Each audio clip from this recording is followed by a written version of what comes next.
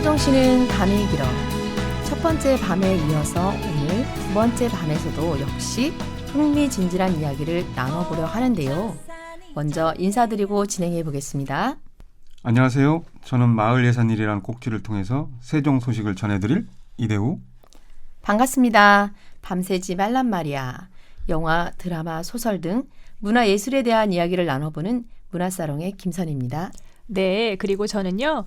인생 2막을 위해 성공보다 성장을 꿈꾼다. 세종의 평생교육을 책임지는 업그린간 코너의 함동입니다.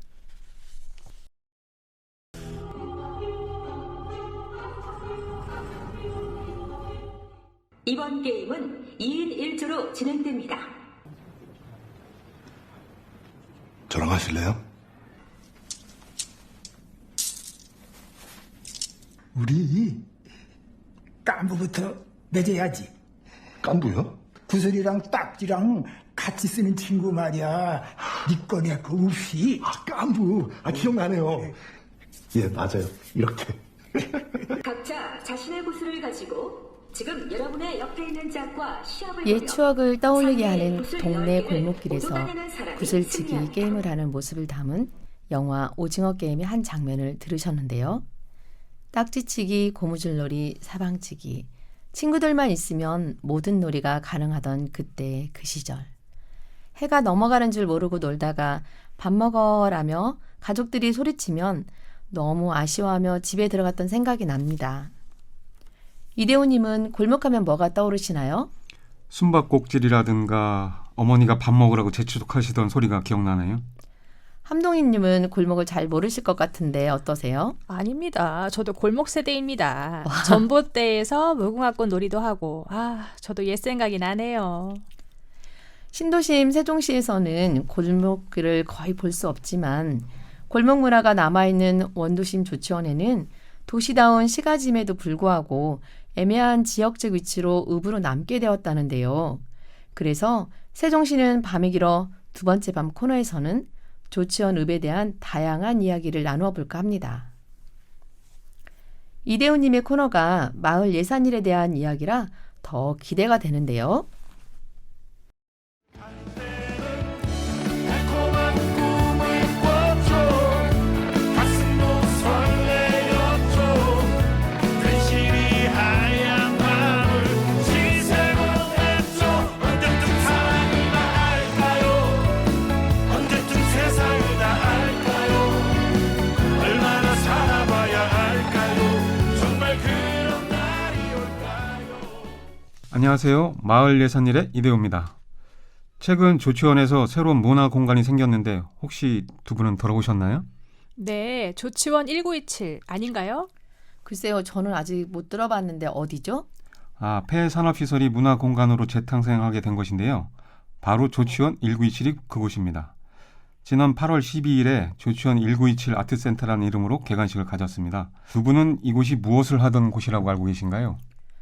폐산업시설이라고 하셨으니까 혹시 공장이었던 곳인가요? 저는 한림재지라고 종이공장이었다고 알고 있어요. 일제강점기인 1927년 산일제사가 세워지는데 누에를 이용해 잠사, 명주실을 만들던 공장이었습니다. 그 연유로 조치원 1927이란 새로운 이름을 얻게 되었는데요. 올해 2월 시민공모를 통해 정해졌다고 합니다. 6.25 때에는 조치원 여자고등학교 임시교실로 사용되기도 했고요. 1970년부터 크라프트지 제조공장인 한림제주로 운영되다가 2000년 중반 가동을 중단하여 최근까지 휴물로 남아 있었다고 합니다. 근대 건축물인 지붕 트러스, 고가 수조, 저수조, 굴뚝 등이 문화적 가치를 고려하여 2019년에 학사동은 국가등록문화재로 산일제사 공장은 문화재청에 등록곳이 되었습니다. 두 분 한번 방문해보고 싶지 않으세요? 방문해보고 싶네요. 말씀 들어보니 조치원 1927은 예전에 제가 도시재생센터에서 진행하는 교육을 받던 중에 한림재지 새로운 용도에 대해 토론하며 현장 견학을 갔던 곳입니다. 그때 다양한 의견이 나왔었는데 어떻게 활용될지 정말 궁금한데요. 네, 저는 개관 전에 우연히 지나가다 두 번이나 방문할 기회가 있었어요. 그런데 개관 전이라 내부를 자세히 볼 수는 없었습니다. 방문하시기 전에 장소를 좀 더 소개해 드리겠습니다. 200석의 객석을 갖춰 다양한 전시, 공연을 개최하고 지역 연계 프로그램을 운영하여 우수한 문화행사 유치 등 원도시 문화공간의 거점 역할을 수행하고 세종시의 예술인 및 대학과 협업을 추진하여 지역 예술인의 성장에 이바지할 것으로 기대된다고 합니다. 개관식에 참석한 한 국회의원은 조치원 1927이 거쳐가는 문화공간이 아닌 머무는 장소로 발전할 수 있도록 시민의 노력이 필요하다고 강조하기도 했습니다. 조치원 1927 조성 기록 영상을 보니 문화의 새로운 시작이다, 샘터다, 문화가 있는 놀이터다, 그리고 조치원 최고의 문화공간이다라는 말씀들을 해주시더라고요. 두 분은 이곳이 공간이 아닌 장소로 와 닿으시나요? 저는 아직 방문해보지 않은 곳이지만 전에 저희가 토론하며 제시되었던 의견들이 많이 반영된 것 같아서 저에게는 특별한 장소가 될 것 같습니다. 글쎄요, 좀 더 시간이 지나고 지인들과 다시 방문할 기회가 생긴다면 저에게도 기억에 남는 장소가 될 것 같은데요. 이번엔 어떤 장소의 모태가 되는 내용을 소개할까 합니다. 역량 있는 지역 작가를 발굴하고 이들의 활동을 지원하는 조치원 작은 도서관에 대해서 들어보신 적 있나요? 저는 아직 들어보진 못했지만 작은 도서관이라고 하시니 정말 궁금한데요. 세종시는 동네마다 작은 도서관이 있는 것은 알고 있는데 조치원 작은 도서관은 처음입니다. 2018년 12월 4일 90세로 타계한 김재영 소설가는 1950년대 중반 조치원에 정착해 세종의 문학을 이끌어 오신 분입니다. 문학계의 대모이자 소설가, 미술 칼럼니스트로 활동해온 언론인이었습니다. 조봉환 선생의 비서로 민주화와 정의 실현에도 많은 노력을 기울인 분으로 조봉환 선생의 복권을 위해 많은 노력을 기울여 2011년 대법원 무죄 판결을 받는 데 큰 기여를 했다고 합니다. 두 분도 김재영의 작품을 접한 적이 이번이 처음이시죠? 읽어본 소감을 말씀해 주세요. 네, 저는 이번에 처음 알게 되었는데요. 그 시대의 시대상을 잘 표현한 작품인 것 같더라고요. 저도 이번에 처음 알게 됐어요. 근데 덕분에 우리 조치원에 대해서 더 알게 되는 계기가 된 것 같습니다. 김재영 작가의 역전소묘란 단편이 들어있는 거지 발사계 같은 것들이라는 작품집이 있는데요. 이 책을 찾기가 어렵더라고요. 온라인 책방은 물론 도서관에서도 찾기가 어려웠습니다.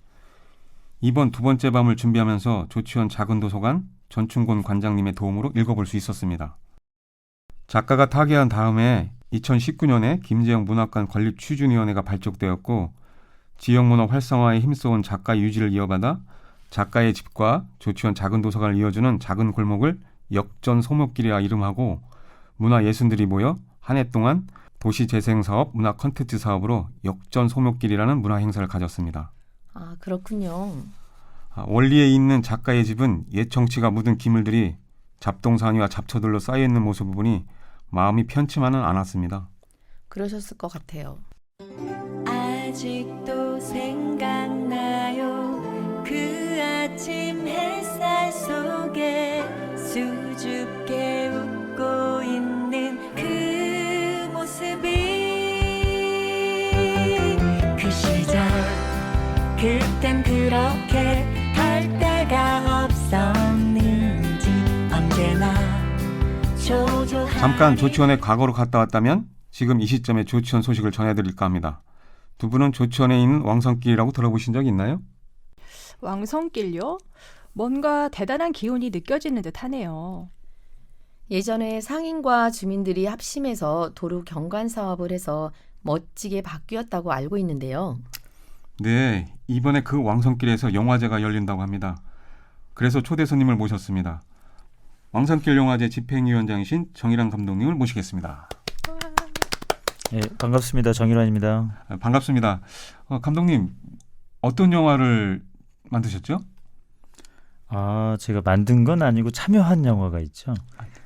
혹시 그 대한민국의 그 코미디 위상을 바꾼 색즉시공이라는 영화가 있어요. 네. 거기 제가 조감독으로 참여를 했고요. 우리 형, 눈에는 눈이라는 작품이 있는데요. 서로 다른 작품이죠. 거기에는 제가 스토리보드 아티스트로 참여한 적이 있습니다. 아, 그러셨군요. 아, 네. 반갑습니다. 집행위원장님. 다시 열리는 제2회 조치원 문화제의 일환으로 개최되는 것으로 알고 있는데 왕성길 영화제에 대한 소개 부탁드리겠습니다. 네, 조치원문화제가 10월 28일 그러니까 이번 주 금요일 날 네. 시작해서 토일 30일 날 마무리를 짓는데요. 그때 이 조치원문화제의 하나의 프로그램으로서 편승해 가지고 왕성길 일원에서 펼쳐질 네. 예정입니다. 그럼 왕성길 영화제의 준비 과정이라든지 탄생에 대해 에피소드를 곁들여 말씀해 주실 수 있을까요? 네, 물론이죠. 혹시 왕성길이 왜 왕성길인 줄 아세요? 왕성극장이 있었다고 해요. 그 길에. 그리고 지금도 그 건물은 남아있다고 하고요. 다만 이제 그 건물은 이미 극장이 아니라 이 노래방, 네. 다른 이제 유흥시설로 사용되고 있죠. 많이 아쉽네요. 아니죠. 노래 잘하시면 가서 부르셔도 되죠. 알겠습니다. 거기 준비하면서 보니까 낮에 그 청소년들도 와서 그 1층에 있는 곳이에요. 와서 335 끼리끼리 모여서 노래 부르러도 가고 해서 보기 좋더라고요. 아이들이 좋겠네요. 네. 근데 이제 이 지역에서 왕성극장을 추억하는 분들이 보기에는 그 극장이 살아났으면 하는 아쉬움이 좀 있죠. 네. 그리고 실제로 이 거기에 있는 상인분들도 왕성극장이라고 하는 옛 추억을 지금의 콘텐츠화 하는 방법은 없을까 고민도 하고 계셨어요. 그 일환 중에 하나가 이 왕성길 영화제가 된 거고요. 아, 네. 이 왕성길 영화제는 왕성길 상인회를 주축으로 조직위원회를 구성을 했는데요. 거기에 조치원역 일원 도시재생 현장 지원센터의 지원으로 이 왕성길 영화제를 개최하게 되었습니다. 네. 그래서 저희가 이번에 그 조치원 문화제 기간 동안 열리는 왕성길 영화제는 이 10월 28일서부터 30일까지 같이 진행이 되는데요. 개막작으로는 2017년도에 여러분들 한 350만 정도 흥행했던 우리 남은희 선생님이 주연하신 I Can Speak라는 영화를 보셨고요. 그다음에 이제 특별한 초청작으로 이거는 좀 나이가 드셔야 아실 수 있는데 고교 얄개라는 작품이 있어요. 예. 당시에 대단한 하이틴 네, 그럼요. 청춘물이었죠. 네네. 예. 그 이승연 선생님이 사실은 조치원에 살고 계세요. 그래서 이승연 선생님 모시고 고교 얄개라는 작품도 왕성길 거리극장에서 같이 이 추억을 되새기면서 볼 수 있는 기회를 만들었습니다. 아, 다시 한번 보고 싶네요. 특별히 또 이번에 한국 애니메이션계를 다시 한번 극장 흥행의 반열에 올려놓으셨던 분이 계세요. 마당을 낳은 암탉이라는 작품을 혹시 아세요? 네. 네. 저는 책으로만 봤어요. 네. 그 아마 2011년도에 명필림에서 제작하고 그 감독님이 이제 오성현 감독님이신데 그분이 2019년도에 언더독이라는 작품을 선보이셨죠. 그때 공동 감독을 하셨는데 그 오성윤 감독님 모시고 언더독이라는 애니메이션도 같이 볼 예정입니다. 아, 네. 정말 기대되는데요. 특별히 저희는 이제 이 왕성길 상인회가 주축이 돼서 이 영화제를 개최를 하는데 목적 중에 하나는 이 왕성길 상인회가 주축이 돼서 이 왕성길을 예전 서울의 명동이라는 이름에 걸맞게 조치원의 명동, 조치원의 왕성길을 되살려 보고자 하는 의미도 있거든요. 그래서 다만 아쉽게도 거기에 빈 상가가 있어요. 그 빈 상가 중 하나를 소극장처럼 활용을 해서 거기에서 상영작을 선보일 예정입니다. 아, 네. 조치원의 명동이라. 그럼 이번 제1회 왕성길 영화제 마친 이후의 계획이나 전망을 가지고 계시면 이 자리를 빌어 말씀해 주시면 감사하겠습니다. 그러면은 제가 사실은 이 준비 과정이라기보다는 네. 준비 과정에 해당하겠네요. 네네. 이승현 선생님을 모시면서 네. 나눴던 대화 굉장히 흥미롭더라고요. 운영하시는 그 음식점에 네. 갔죠. 일부러 먹으면서. 네. 나 깜짝 놀랐어요. 여기 이주하신 지 한 2019년도에 이주해 오셨는데 그때 오시면서 조치원 또는 세종시를 봤을 때 여기에 콘텐츠가 참 많을 걸로 기대했는데 없어도 너무 없는 공간이구나라고 해서 자신도 이런 데 콘텐츠로 한번 기여해볼까? 라는 의지가 좀 있으셨대요. 그러셨구나. 네, 마침 이제 제가 왕성길 영화제에 고교알게도 상영할 테니 오셔서 자리를 빛내주시면 어떨까요? 라고 요청 말씀드렸더니 너무 반가우시면서 하신 말씀이거든요. 그럴 때 또 제가 많이 힘을 받지 않았겠습니까? 예. 그래서 내년에 어떤 방식이면 더 흥미롭게 진행이 되겠다라는 구상이 그때 사실은 섰거든요. 예. 그러니까 이번에도 잘 맞춰야겠지만 네. 우리는 항상 김치 국물과 꿈을 꾸면서 살지 않습니까?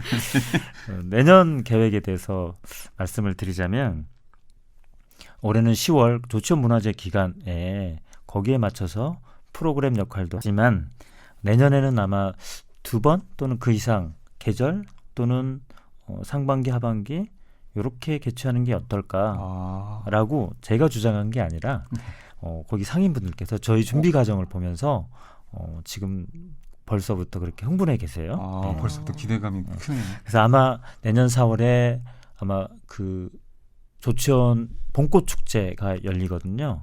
네. 예, 조치원 봄꽃 축제 기간. 네. 벚꽃 필 때. 네, 같이 왕성길에서는 제2회 왕성길 영화제가 개최되지 않을까.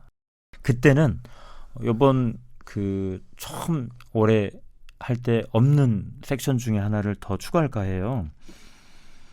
사실은 이번에도 해볼 양이었지만 좀 급하게 준비하는 바람에 그 못한 건데요. 이 단편 영화 경쟁 공모를 해서 조치원 시민, 세종 시민, 대한민국 국민 그 세계 시민으로 할까? 그러면 국제 영화제가 될 것 같은데요. 여튼 뭐 단편 공모를 통해서 우리 초등학생, 청소년, 청년, 일반인들도 이 왕성길 영화제에서 함께 즐길 수 있도록 프로그램을 만들어 볼 생각입니다. 봄꽃 축제하고 잘 어울리겠습니다. 말씀 감사합니다. 바쁘신 중에도 흔쾌히 초대에 응해주셔서 고맙다는 말씀 전하면서 이제 왕성길 영화제 집행위원장이신 정일환 감독님을 보내드려야 되겠습니다. 감사합니다. 감사합니다. 고맙습니다.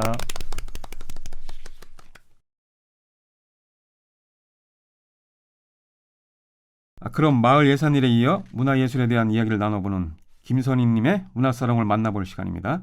밤 새지 말란 말이야. 함께 하시죠.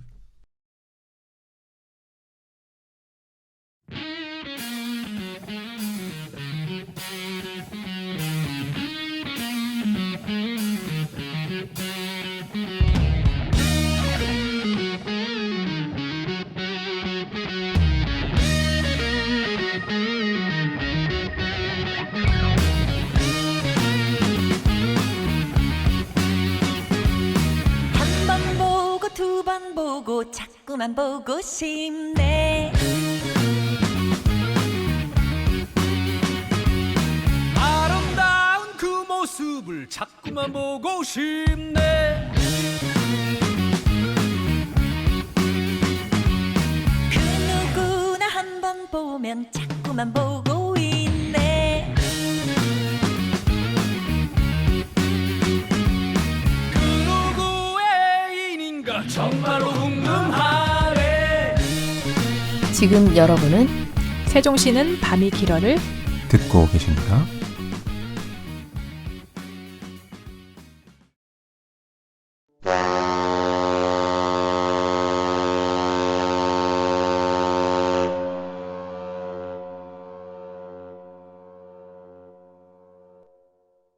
장사동 상륙작전과 조치원 호, 낙동강 전선의 북한군 제2군단을 견제하라.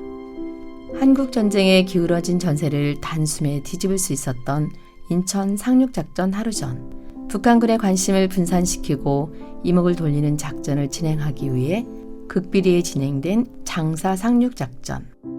2주 동안 짧은 훈련을 받고 기밀 작전에 투입된 772명의 학도병과 선원, 민간인 등을 태운 문산호는 부산을 출발한 다음 날 9월 15일 새벽 5시 경북 영덕군 장사리 해변가에 접근하려 하지만 이미 장사리 근처에 있던 북한군의 집중 포화를 맞게 되고 결국 문산호는 침몰하고 맙니다. 천신만고 끝에 밧줄을 이용하거나 헤엄쳐서 상륙을 했지만 실종자와 전사 60명, 부상 90명, 탄약과 물자 상당수가 바다에 유실되면서 처참한 상황이 되었습니다. 최악의 상황이었지만 유격대원과 학도병들이 엄청난 혈전을 벌인 끝에 인천 상륙작전 성공을 위한 목적을 달성하게 됩니다. 기적적으로 임무를 성공했지만 그들은 과연 다시 돌아올 수 있었을까요? 이 이야기에서 다뤄보고 싶은 내용은 지금부터입니다.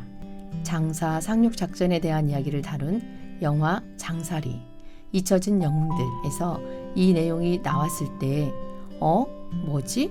잠깐, 조치원이 바다 근처에 있었나? 잠깐 이런 어이없는 생각까지 했습니다. 철수작전 조치원호. 민간인 선박이었던 조치원호는 한국전쟁 발발 6일 후인 1950년 7월 1일에 해군에 인수되어 전함으로 용도가 바뀌게 됩니다. 훗날 많은 군사학자들이 역사상 최고의 군사작전이라는 평가를 내린 인천 상륙작전의 성공으로 보급이 끊긴 북한군은 다시 장사리로 반격해오는 중이었고 악조건 속에서도 구조선을 기다리며 끝까지 버틸 수밖에 없는 상황이었습니다.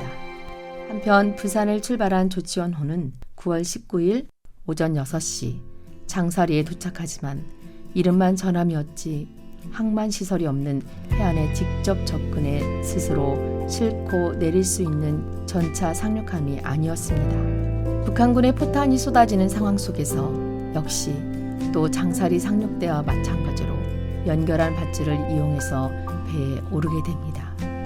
오후 1시 썰물로 접어들게 되면 빠져나가지 못하는 상황. 끝내 39명을 남겨둔 채 조치원호는 돌아올 수밖에 없었습니다. 그럼 여기서 궁금한 점이 있습니다. 민간 선박이었던 조치원호는 왜 조치원이란 이름을 갖게 됐을까요? 선주의 고향이 조치원이라서 저의 상상력은 여기까지인데요. 여러분의 생각은 어떤가요? 조치원호의 역사를 되찾아 세종 시민들에게 자긍심을 가져다주는 방안을 마련하기 위해 역사 발굴 작업에 들어갔지만 안타깝게도 조치원호가 된 과정에 대한 기록이 남아있지 않고 지역과의 연관성을 확인할 만한 서류가 없어 정확한 역사를 알 수 없다고 합니다. 하지만 조치원호가 한국 전쟁 당시 혁혁한 공을 세우며 해상을 누비고 다녔다는 사실은 조치원호가 있었다는 사실조차 몰랐던 우리 지역 주민들에게 왠지 뿌듯함을 느끼게 해준 아주 중요한 사실인 것은 틀림없는 것 같습니다. 인천 상륙작전의 성공에 가려진 장사리 전투작전에 절대적인 공헌을 한 조치원호와 평균 나이 17세의 학도병들이란 영웅들이 있었기에 우리가 지금 누리고 있는 자유와 평화는 결코 그냥 온 것이 아님을 잊지 말아야 할 것이며 나라를 위해 목숨 바쳐 싸운 영웅들에게 진심으로 감사와 존경을 표합니다. 100년의 역사를 가진 조치원역과 250년 된 전통시장이 함께하는 조치원에 대해서 하나하나 알아갈수록 정말 굉장한 매력을 느꼈는데요. 따뜻한 이웃에 대해서 알아보는 시간이 무척 행복한 경험이었던 것 같습니다. 지금까지 문화사롱 저는 김선희였고요. 이어서 늘 배움의 끈을 놓지 않고 쉼없이 달려가는 함동희님의 업글인간 귀를 쫑긋하고 들어보겠습니다.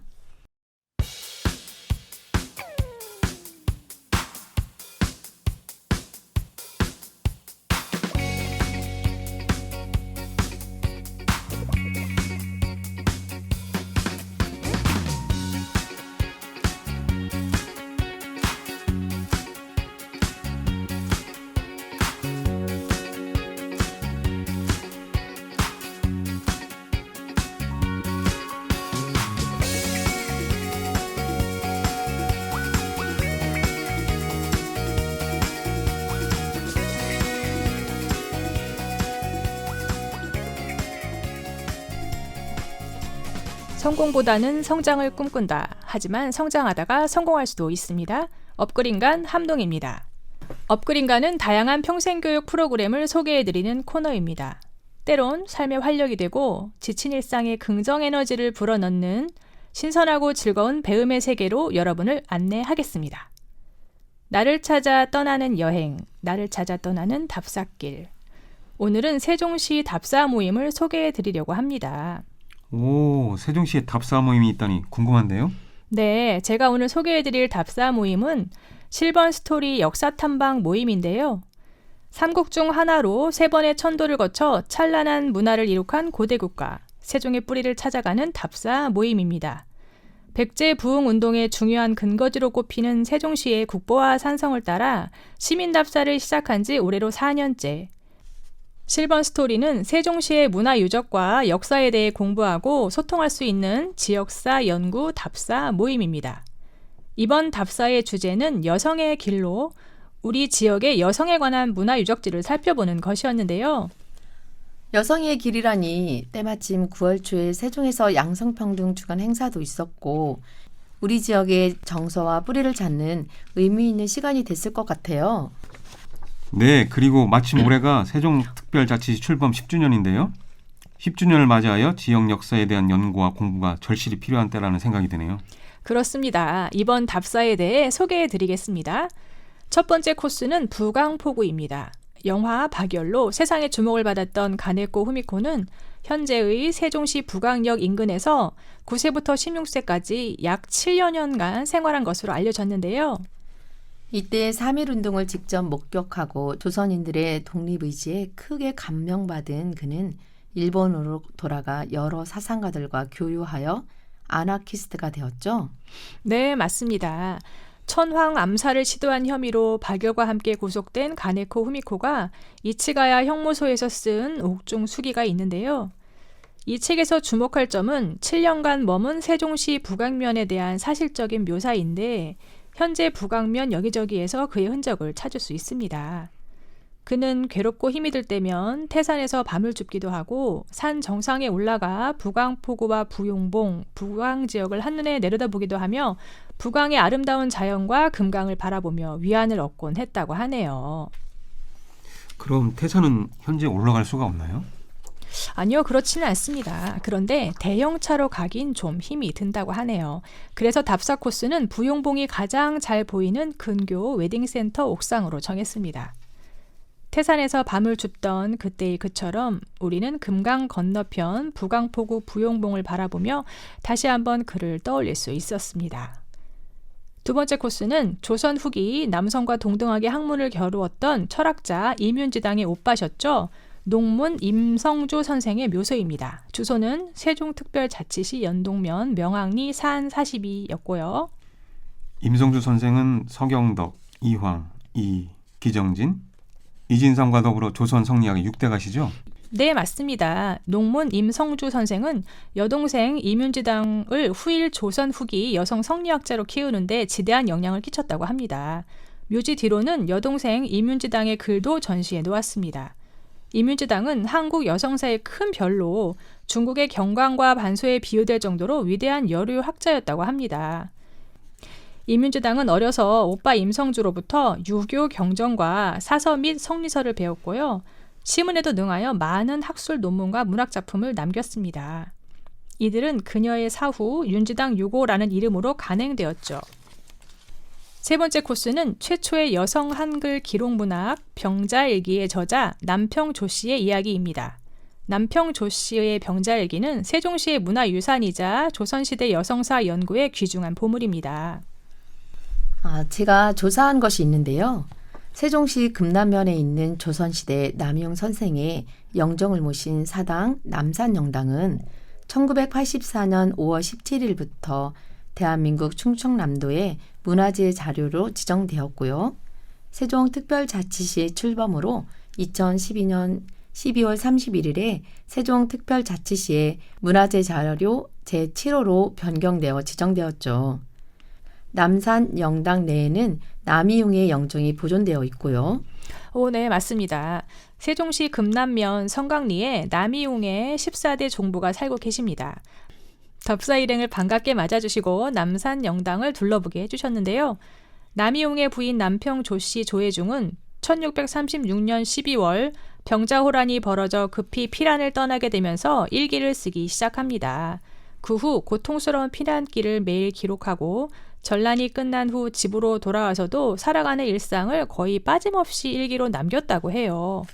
의령 남씨 집안에 대대로 전해지다가 1989년 충남 향토 연구회 회원 김영안에 의하여 세상에 공개되었다고 합니다. 내일을 알 수 없는 피란길에 기록이 무슨 의미가 있냐고 지나친 기록 습관은 병이라고 묻는 이들에게 그는 이렇게 답했습니다. 나의 기록은 누군가에게 보이고 싶어서 쓴 글이 아니다. 그저 나의 치유기일 뿐이다. 나의 답답한 마음과 쇠약해지는 육신을 지켜준 버팀목이다. 그것으로 나는 만족한다. 몸은 살아있지만 천국과 지옥을 정신없이 넘나들던 긴긴 밤에 쓴 나의 일기는 나를 다시 살아나게 한 생명수였다.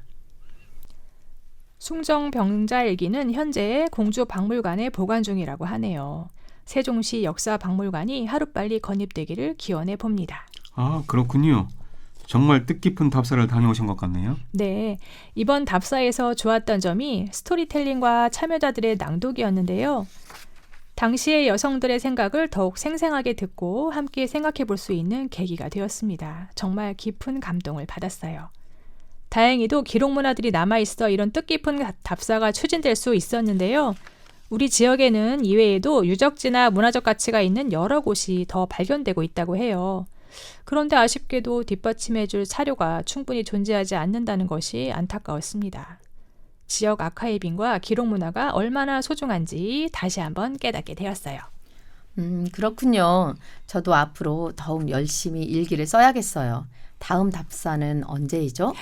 네, 11월 북콘서트로 이번 답사를 마무리하고 재정비의 시간을 가지고 다음 답사를 준비하신다고 하니 잠시만 기다려주세요. 저도 다음 답사 때는 꼭 참석해보고 싶네요. 앞으로도 이런 연구가 지속되어 지역의 정서와 뿌리를 찾아가는 답사, 우리 지역 문화와 역사를 널리 알리고 배우는 답사 모임이 더 활발해지길 간절히 바라보겠습니다.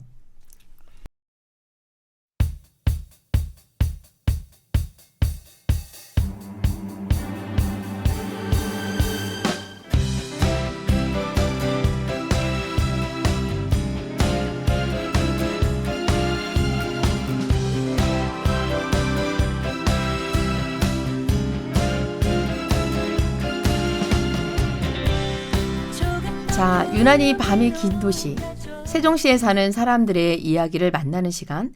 세종시는 밤이 길어. 열심히 직진하다 보니 벌써 마무리할 시간입니다. 어제의 나보다 더 나은 내가 되기 위해 저희는 내일도 달려가겠습니다. 세 번째 밤도 기대해 주세요. 지금까지 저는 업그린간의 함동이, 밤새지 말란 말이야. 문화사롱 저는 김선희. 마을 예술일의 유대였습니다. 세종시는 밤이 길어. 행복한 밤 보내세요.